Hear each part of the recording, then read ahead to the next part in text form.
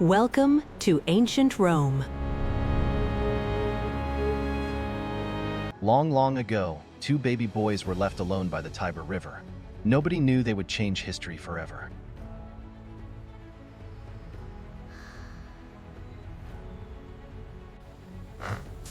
According to legend, a wild she-wolf found them and raised them like her own cubs.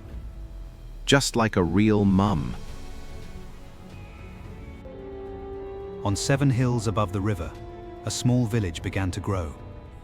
The factors that led to the Renaissance: wealth, trade, and new ideas.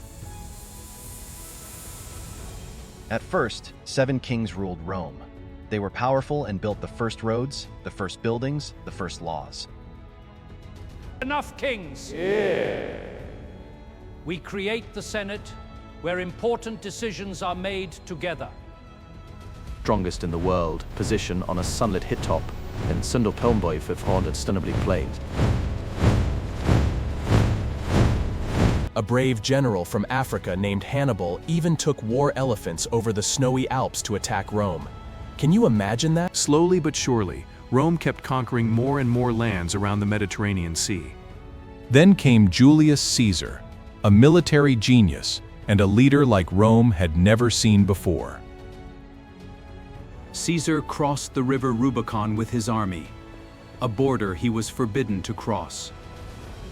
But he crossed it anyway.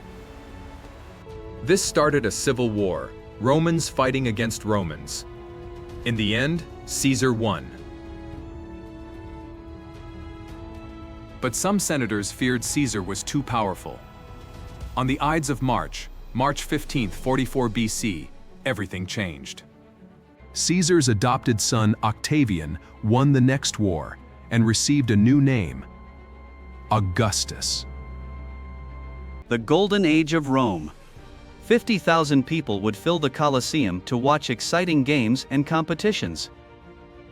The Romans built aqueducts, long bridges that carried fresh water to cities kilometers away. Brilliant.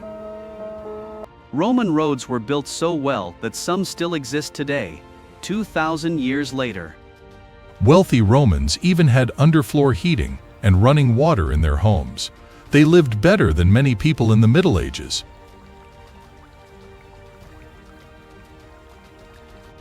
But not all emperors were good. Some were very, very strange. And that became a big problem for Rome.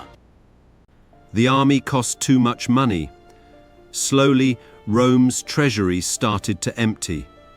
The money was running out. At the borders of the empire, barbarians gathered. In 410 AD, the Visigoths entered Rome itself. For the first time in 800 years, foreign warriors walked the streets of the Eternal City. Once bustling and alive, the Roman Forum was slowly taken over by weeds and grass. A great civilization was fading away. The last emperor of the Western Roman Empire was just a 16-year-old boy. His name was Romulus, just like Rome's founder. But Rome didn't disappear. It transformed. Its ideas, laws, and roads are still part of our world today. You are living in a world that Rome built. Thank you for traveling through history with me. See you in Egypt.